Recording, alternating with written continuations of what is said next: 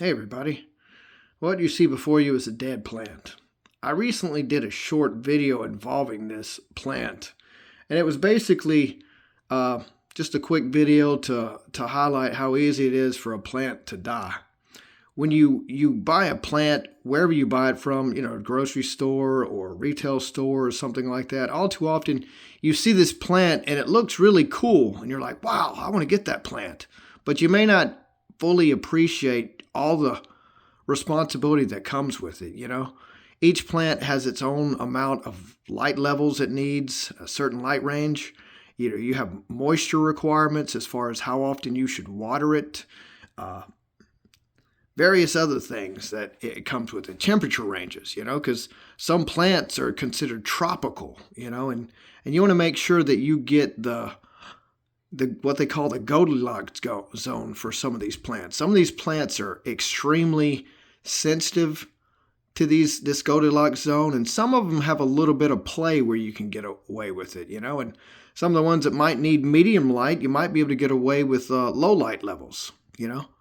But this particular plant was one of the plants that, when I mentioned in the short about how it kind of slips through the cracks, sometimes you get a plant and sometimes you have all the intention in the world, and the soil that comes with it is just enough to accommodate it. All too often when you buy that plant, you almost need to immediately transplant it to some new soil, because you can see the size of this plant and see the planter and see that, yeah, if the growth on top is this big, then the roots might possibly be that big too. And like I said, there could have been disease, there could have been any number of things. Sometimes you just get unlucky when you get plants or you get anything.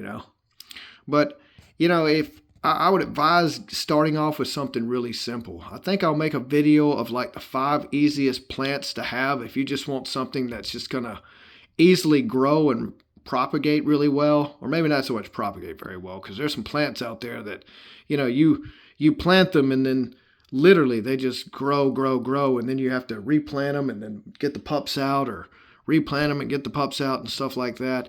It can escalate real quickly as far as some of these plants. But then some, like I said, you might clip them back or something like that, or you might want new cuttings. If you want to have like a little jungle in your house, some of these things are really nice. Some of them you just throw all the clippings away or put them in your compost bin just to kind of keep it at bay, because some of these will get out of hand.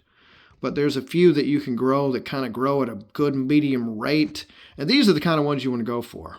But if you buy a plant, just remember, try to start something easy, something that's low maintenance, because, a lot of plants are real sensitive about things. I've had numerous plants that I bought that I had all the intentions because they looked really cool, but I did not quite appreciate all the maintenance that went into it, especially the tropical plants. Where I live in Alabama, we have really humid summers. The humidity is something out here. But then our winters are just cold enough to really kill anything tropical. So you really have to be careful when you have anything tropical around here. But I just wanted to highlight this and just give you a little bit of a knowledge as far as what happens to plants sometimes. All right. Thank you for listening.